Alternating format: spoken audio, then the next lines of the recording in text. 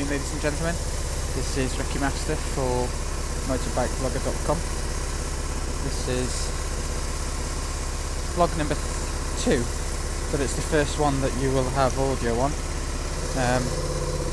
First vlog was just me riding and some music, because I didn't have audio at the time. I run a Contour Roam2, which those of you that know about it, it's got a very poor external microphone and is absolutely useless for recording voice. So I got myself a dictaphone. Let's put the lid down, hang on. Yeah, so I got myself a dictaphone and an external mic that I've got in my helmet, and the first test I put the microphone in my cheek pad, which didn't really work because it simply captured all the wind noise.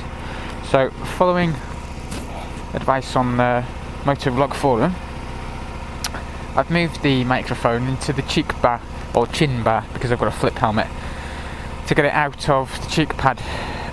Kind of goes against wisdom really, but sort of I could understand the logic. The logic is that if it's in a cheek pad, it's where the wind collects and is filtered away from your ears, so it captures it all, whereas at the front it's not supposed to be that windy, so it may well be quieter. We will see.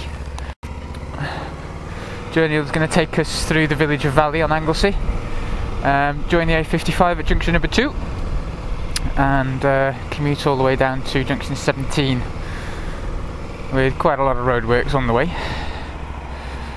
Yeah, braking would be an idea. So yeah, as I said, good afternoon. Vlog number 2, however vlog number 1 with audio. I've got no idea what the audio is like, so this is going to act as a bit of an audio test as well, to be honest with you.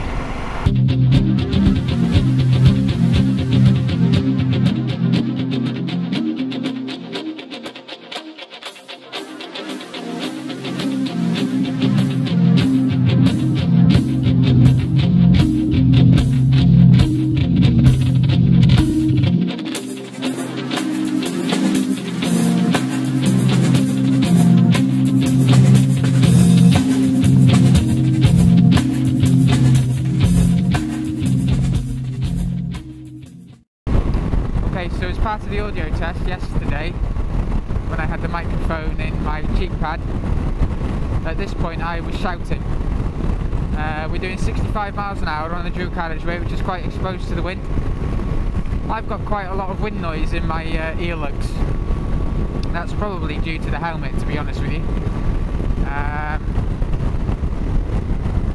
But what I did notice is when I played the audio back, I could hear bugger all of what I was saying.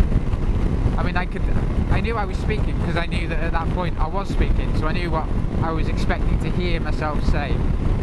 But in all honesty, I couldn't understand a single bloody word that I was saying because I couldn't hear it. So this will be interesting when we get back and review this, whether the audio is usable or not.